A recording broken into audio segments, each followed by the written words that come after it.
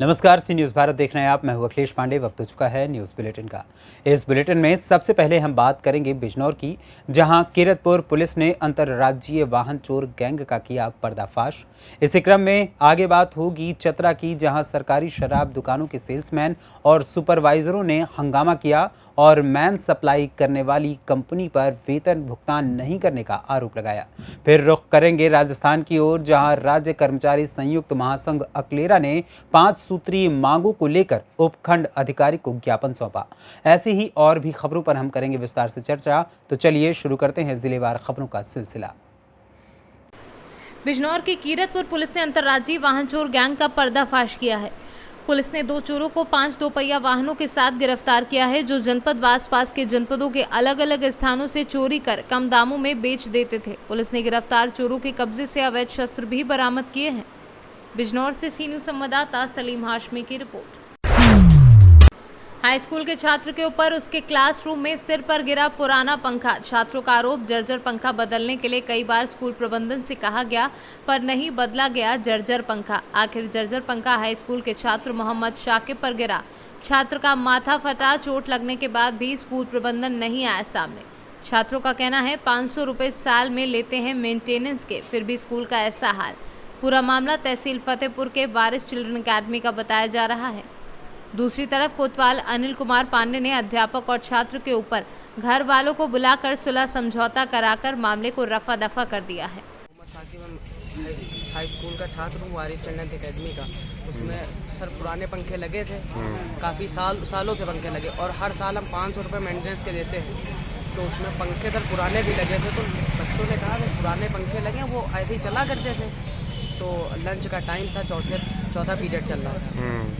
ऊपर से गिरा पंखा सर, पूरी आँख फट गई है मेरी, ऊपर से पंखा गिरा है। फिर उसके बाद चोट लगने के बाद हम अपने आप से खुद समझे, कोई हमको ध्यान नहीं दे रहा था वहाँ पे, कैसे चोट लगी, कैसे क्या हुआ, कोई टीचर ने हमको ध्यान ही नहीं दिया बिल्कुल।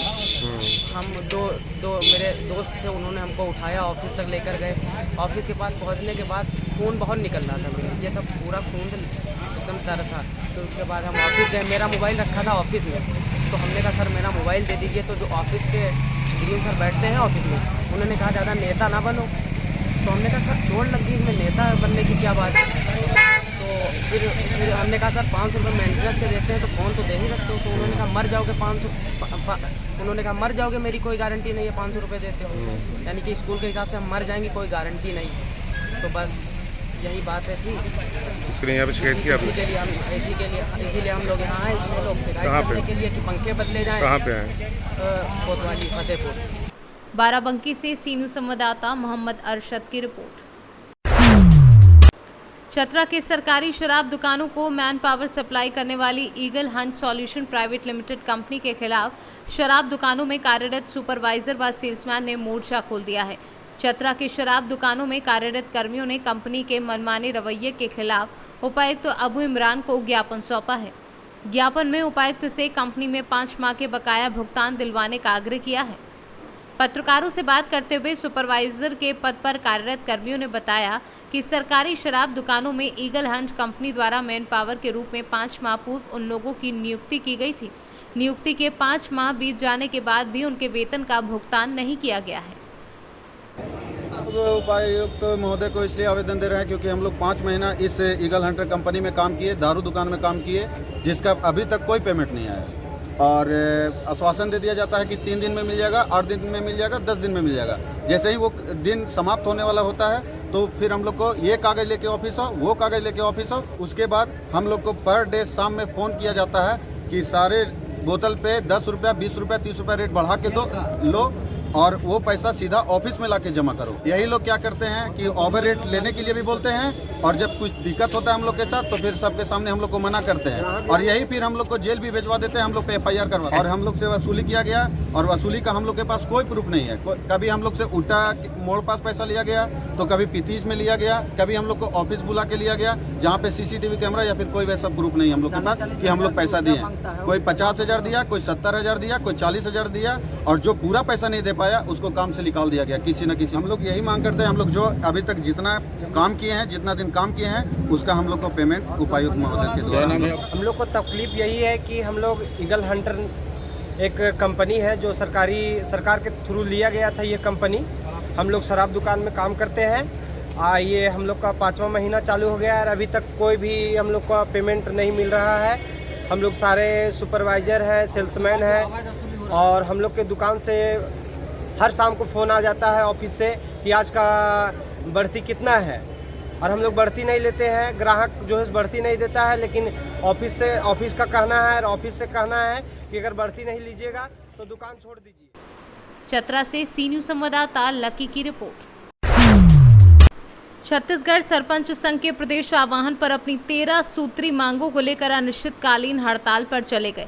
वहीं आज हड़ताल के 10वें दिन में पिथौरा जनपद के सभी 126 ग्राम पंचायतों में सरपंचों के अनिश्चितकालीन हड़ताल के चलते कार्य ठप हो गया है। प्रदेश भर में सरपंचों ने कार्य का बहिष्कार कर दिया है, जिससे विकास कार्यों पर ब्रेक लग गया है। सरपंच संघ अपनी 13 सूत्री मांगों को लेकर आंदोलन जारी रखे हुए है। पूरे जनपद में करोड़ों रुपए के नए कार्य नहीं हो पा रहे हैं। पीएम आवास, सड़क निर्माण के कार्य एवं मनरेगा निर्माण कार्य पूरी तरह प्रभावित हो गए हैं। कामकाज पंचायतों में प्रभावित हो रहे हैं।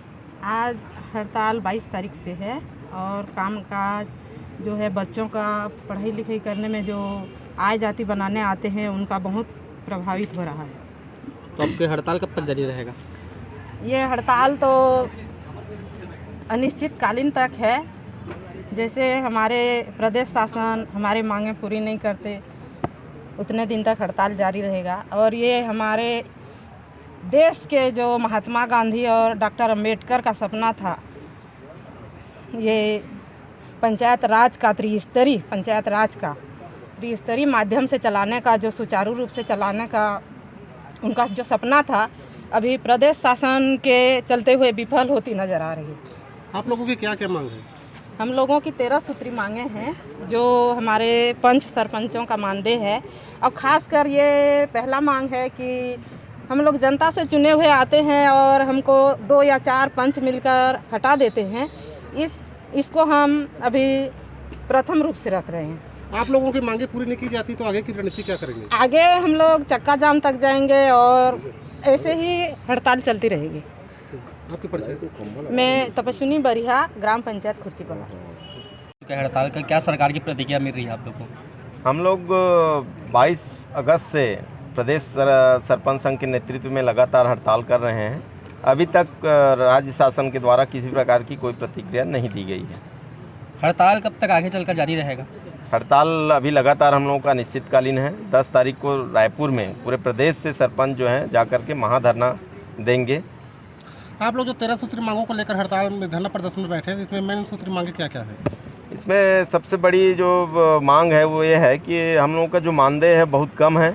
हम लोग को मानदेय 2,000 रुपये दिया जा रहा है, जो कि कम से कम 20,000 रुपये होना चाहिए और पेंशन भी मिलना चाहिए। जैसे कि जब विधायक सांसद भी जनप्रतिनिधि हैं, उनको अगर पेंशन मिल सकता है तो सरपंच भी लगातार 5 साल अपने गांव में विकास कार्य में सहयोग करते हैं, उनको भी पेंशन मिलना चाहिए, वेतन मानदेय मिलना चाहिए। और आगे की रणनीति क्या रहेगी? उसके अलावा जो हम लोग का सबसे बड़ा समस्या है कि सरपंच जो है आम जनता से निर्वाचित है, उसके बाद भी पंचों के अविश्वास प्रस्ताव से हटा दिया जाता है।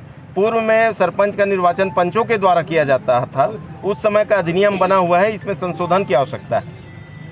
मांगे पूरी नहीं हुई तो आगे क्या रणनीति रहेगी? इसको परिवर्तन किया जाएगा, आगे उग्र आंदोलन किया जाएगा, चक्का जाम किया जाएगा। जैसा जैसा राज्य स्तर से हमारे सरपंच प्रतिनिधि के द्वारा निर्देश मिलेगा वैसे ही आगे किया जाएगा। आपका पूरा परिचय? मैं शादराम पटेल, ग्राम पंचायत गोड़भाल सरपंच हूँ। लगातार तीसरी बार है मेरा ये सरपंच। पूरा प्रदेश संगठन की ओर से अभी तक की किसी प्रकार का समझौता का मतलब आप उनको प्रयास किया गया है शासन की ओर से? अभी तक शासन की ओर से ऐसा कोई समझौता का प्रयास नहीं किया गया। प्रदेश स्तर में भी। किस तरह से लड़ेंगे? बोलो भारत माता की, सरपंच संघ की। हम लोग शांतिपूर्वक आंदोलन करेंगे। किसी प्रकार की किसी को हत्या, विघटन या किसी का काम में विघ्न पड़े, इस तरह से हड़ताल नहीं करेंगे। तो आगे किस तरह से हड़ताल जारी रहेगा आप लोगों का? किस तरह से प्रदर्शन करेंगे? हमारे प्रांतीय अध्यक्ष 1, ब्लॉक सरपंच संघ अध्यक्ष 146, कुल सरपंच 11,664, कुल पंच 3,406 और उप सरपंच 11,664 ये सब हम लोग समर्थित हैं। और इनके द्वारा हमारे प्रांताध्यक्ष जी अध्यक्ष जो हैं वो हमारे जिला प्रतिनिधि को वहाँ से संदेश देते हैं, हमारे अध्यक्ष को संदेश देते हैं। हमारे जिला प्रतिनिधि सादराम पटेल जी जिस तरह से गाइडेंस करेंगे हम उसमें पूर्ण रूप से सहमत रहेंगे। मैं बलदेव प्रसाद पटेल, ग्राम पंचायत पिपरौत सरपंच प्रतिनिधि। हमारा कार्यकाल अभी 23 साल चल रहा है। पंचायत को मैं 23 साल से सेवा दे रहा हूँ। किसी भी प्रकार से हमारे पंचायत में या जनपद पंचायत में मेरा विरोधाभास नहीं हुआ है। हम पारदर्शी काम कराना चाहते हैं, तुरंत काम कराना चाहते हैं। लोक सेवक हैं, लोक सेवा करेंगे, लोक सेवक के लिए चुना गया है। सरकार से निवेदन है हमारी मांगें तुरंत पूरी करें। जनताओं को नुकसान हो रहा है, हम उससे देखा नहीं जा रहा है। ग्रामीण विकास बाधा हो रहा है, हमें आगे बढ़ाना है। और मेरा विशेष निवेदन है शासन से कि कोरोना काल में हमारा 2 साल व्यर्थ चला गया है, उसके लिए मध्य प्रदेश में बढ़ा दिया गया है सरपंचों का अवधि, तो छत्तीसगढ़ में बढ़ाने के हमारे भूपेश बघेल चाचा जी से निवेदन है कि ये हमें आश्वासन दें और हमारे मांग को पूरी करें। और हमारे 13 सूत्रीय सदस्य हमारे जो मांग है उसको भी पूर्ण रूप से एक भी न छोड़ते हुए सबको मांग हमारी पूरी करें। इतना कह के मैं अपना स्थान ग्रहण करता हूँ। जय भारत। छत्तीसगढ़ से सी न्यूज़ संवाददाता लोकनाथ खुंटे की रिपोर्ट। राजस्थान शिक्षक व पंचायत राज कर्मचारी संघ के प्रदेश आह्वान पर बुधवार को राजस्थान राज्य कर्मचारी संयुक्त महासंघ अकलेरा ने 5 सूत्री मांगों को लेकर मुख्यमंत्री के नाम उपखंड अधिकारी को ज्ञापन सौंपा। महासंघ के ब्लॉक अध्यक्ष ओम प्रकाश मीना ने बताया कि शिक्षक व अन्य कर्मियों की ज्वलंत समस्याओं तृतीय श्रेणी अध्यापकों के लिए स्थानांतरण स्पष्ट और पारदर्शी नीति बनाकर शीघ्र करने, शिक्षकों को बीएलओ कार्य से मुक्त करने, उप प्रधानाचार्य के पद पर 3 वर्ष के अनुभव के आधार पर प्राथमिकता देने, प्रबोधक का पदनाम अध्यापक करने, पीरी मद से प्राप्त कर रहे शिक्षकों को वेतन एक ही आहरण वितरण अधिकारी के माध्यम से कराकर बजट एकमुश्त जारी करने की मांग को लेकर ये ज्ञापन दिया गया है। राजस्थान से सी न्यूज़ संवाददाता भगवान सिंह राजावत की रिपोर्ट। जालौन में सब्जी मंडी में किराना व्यापारी सागर लोहिया के ऊपर फल विक्रेता अब्बास राइन द्वारा चाकू से किए गए हमले को लेकर हुई घटना को सुनकर जिले के पुलिस अधीक्षक रवि कुमार शाम के समय पहुंच आए और उन्होंने इस घटना स्थल पर जाकर इस घटना के बारे में गहन पूछताछ कर जानकारी ली। पुलिस अधीक्षक रवि कुमार ने पत्रकारों को बताया है कि घटना के बारे में गहन जाँच पड़ताल की जा रही है और इस घटना में शामिल आरोपी अब्बास को गिरफ्तार किया गया है। बेटा क्या नाम है आपका? अच्छा, क्या हो गया आपके साथ ये सब? क्या हो गया आपके साथ ये घटना? अरे सामने वाले जो पड़ोसी था हमारा उसने चक्कू मार दिया। अच्छा, किस कोई बातचीत पड़ गई थी? हनुमान जी का प्रसाद बढ़ रहा था आज भोरवा मंगल के जी, तो उसका प्रसाद बढ़ने था। हाँ, तो हवन हो गया था जी, अभी बूंदी बढ़ रही थी।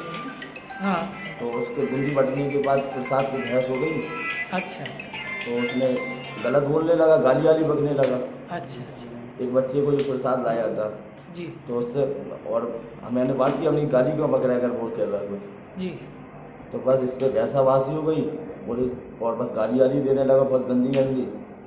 और पापा जी के नाम से बोला तुम बेबी चले गए ऊपर तो मैं भी ऊपर भेज दूंगा, बोला फाड़ के रख दूंगा चक्कू से तुम्हें। क्या चक्कू मार दिए? हाँ, जो जिससे फल मौसमी छीलता है। अच्छा, वो तो सभी लोग आ गए पड़ोसी। ठीक, साहब आज जो एक किराना व्यापारी के ऊपर जो हमला हुआ है इसका क्या नाम है और क्या इसके साथ घटना घटी है? सागर लोहिया है, दुकान पे बैठा था। थोड़ा वहाँ जो आज बुढ़वा मंगल का कार्यक्रम चल रहा था, बगल में हनुमान जी का मंदिर है, बुढ़वा मंगल का कार्यक्रम चल रहा, तो प्रसाद के पीछे हुआ विवाद। जो जिसने हमला किया है वो बोला एक सज्जन को प्रसाद इसको कम क्यों दिया, सब कुछ ज़्यादा दे रहा। बोले ऐसा कुछ नहीं, तुम आ जाओ तुम दूना ले लो। बोले तेरे दिमाग ख़राब हो गया, गाली वाली बकने लगा वो। और ये दिया क्यों कम, दिया क्यों, बस मारने पीटने लगा वो। केवल प्रसाद की विवाद है, वहीं कहीं कोई और नई बात नहीं थी इसमें। जो मारने वाला है कौन है? मारने वाला है वो कौन है? मारने वाला संजय नाम लिखवा तो अब्बास हल्की दुकान है उसकी, सामने बैठता है। आपने पुलिस आई है मौके पर, पुलिस ने क्या आश्वासन दिया? पुलिस ने पूरा आश्वासन दिया, बिल्कुल दूध का दूध पानी का पानी होगा, सही न्याय होगा आप लोगों के साथ। हमने ये खुद शाही साहब से भी बात की थी। आज शाही साहब ने कहा है कि आप बिल्कुल निश्चिंत रहिए, आपके साथ पूर्ण न्याय होगा। हम लोग व्यापारी हैं और फिर बनिया वर्ग से भी आते हैं, तो इसलिए हमारे साथ जास्ती नहीं होना चाहिए। क्या व्यापार मंडल ने बाजार भी बंद करवा रखा है? चल रहा है, हो भी गया, आधा बाजार बंद हुआ है। और हमने अभी हाल इस बाजार बंदी के बारे में हमने शाही साहब से भी बात की थी। हमने कि ये मार्केट में अफरा तफरी का माहौल चल रहा है, हम क्या करें बताइए आप हमें। हम यहाँ कमेटी के संरक्षक सदस्य होने के नाते हम क्या करें? हम क्या बोले, आप कुछ नहीं करिए, शांत रहिए, जो आपको करना है उससे ज़्यादा हम करके देंगे आपको, ये हमारा वादा है। ये शाही साहब ने हमें आश्वासन दिया है, ये शाही साहब ने आश्वासन दिया। देखिए, ये जैसा कि आज 25 सितंबर को आफ्टरनून की ये घटना है, जिसमें एक सागर लोहिया और अब्बास 2 व्यक्ति हैं जो लाखित राज के सामने रहने वाले हैं। इनकी किराने की दुकान है और अब्बास की फल की दुकान है। इन लोगों ने आपस में विवाद हो गया था, उसी में अब्बास ने इनको चाकू मार किया। उसी में यहाँ पर वैसे कोई कानून व्यवस्था की स्थिति नहीं है, लेकिन यहाँ पर फिर भी लोगों को सतर्क किया गया है और जो अभियुक्त है जिसने चाकू मारा है उसको पुलिस ने पकड़ लिया है और आगे की वही लेकर कार्रवाई की। कोई रंजिश का मामला सामने आया कितना? ये चूँकि आस पड़ोसी हैं, पुरानी कोई रंजिश इस तरह से प्रकाश में नहीं आई है और शायद बाताबाती किसी तरह जो कि जो है संभावना है, जो भी है वो पूरे विवेचना में पूरी तहकीकात की जाएगी और आगे की कार्रवाई की जाएगी। फिलहाल अभी इस व्यक्ति को पकड़ लिया गया है और सिर्फ एक यही व्यक्ति है जिस मामले से। जालौन से सीनू संवाददाता जितेंद्र कुशवाहा की रिपोर्ट। समोगर से अमौरा के लिए सड़क मार्ग से बड़े बड़े गड्ढे हो गए हैं, इसलिए लोगों को आए दिन निकलने में परेशानी का सामना करना पड़ रहा है। पूरा 1 साल नहीं हुआ सड़क बनने को, ठेकेदारों के द्वारा सड़क बनवाई गई, इसलिए ठेकेदारों ने सड़क बनने में माल मटेरियल अच्छी तरह नहीं डाला है, इसलिए सड़क जल्दी मिट चुकी है। बारिश में समोगर से अमौरा के लिए जान जोखिम में डालकर निकल रहे हैं, इसलिए कोई भी अधिकारी सड़क पर ध्यान नहीं दे रहे हैं। ललितपुर से सीनू संवाददाता कोमल बरार की रिपोर्ट। महाराजगंज जनपद के बृजमनगंज थाना क्षेत्र के प्राथमिक विद्यालय करमाहा में प्रधानाध्यापक शिव कुमार विश्वकर्मा ने सूदखोरी से परेशान होकर रविवार रात को आत्महत्या कर ली। ये वही शव के पास से सुसाइड नोट भी बरामद हुआ है, जिसमें 3 लोगों द्वारा प्रताड़ित करने का जिक्र किया गया।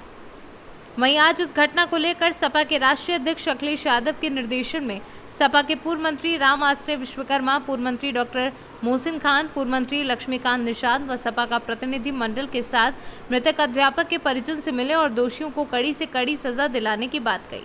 वहीं सपा के पूर्व मंत्री राम आश्रय विश्वकर्मा ने मीडिया से बातचीत में बताया कि सपा के राष्ट्रीय अध्यक्ष अखिलेश यादव के निर्देशन में सपा का प्रतिनिधि मंडल आज मृतक शिव कुमार विश्वकर्मा के परिजन से मिले और पुलिस अधीक्षक महाराजगंज से वार्ता की, जिसमें उन्होंने बताया कि एक को गिरफ्तार कर जेल भेज दिया गया है, लेकिन पुलिस धीमी कार्यवाही कर रही है।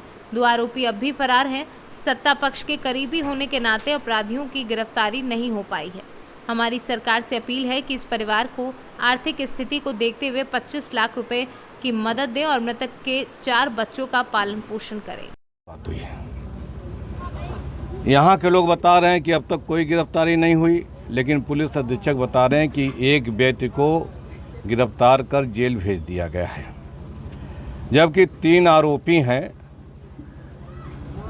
और उन तीनों आरोपियों को जब पार्टी का प्रतिनिधिमंडल आ रहा है, प्रदेश के पूर्व मुख्यमंत्री जी ने इसका संज्ञान ले लिया है, तो पार्टी के प्रतिनिधिमंडल आने के पहले तीनों की गिरफ्तारी हो जानी चाहिए थी। तो अगर गिरफ्तारी नहीं हुई तो कहीं न कहीं हमें लगता है, हमें संदेह है कि जो है कार्रवाई जो है अधिकारी लोग सॉफ्ट कॉर्नर हैं और कार्रवाई धीमी कर रहे हैं। पुलिस अधीक्षक जी से मेरी बात हुई है, उन्होंने कहा हम जल्दी से जल्दी गिरफ्तार कर लेंगे, लेकिन इसमें सरकार का दबाव है। सत्ता पक्ष के एक पूर्व विधायक हैं, बताया गया है कि उनके रिश्तेदार लोग हैं ये लोग जो है, तो कहीं न कहीं से सत्ता पक्ष के लोग इसमें इन्वॉल्व हैं, पैरवी करने में, अपराधियों को बचाने में। इसलिए हमारी सरकार से भी गुजारिश है कि ये गरीब विश्वकर्मा परिवार का मामला है और घर में अकेले व्यक्ति थे जो पूरे परिवार का खर्चा चलाते थे।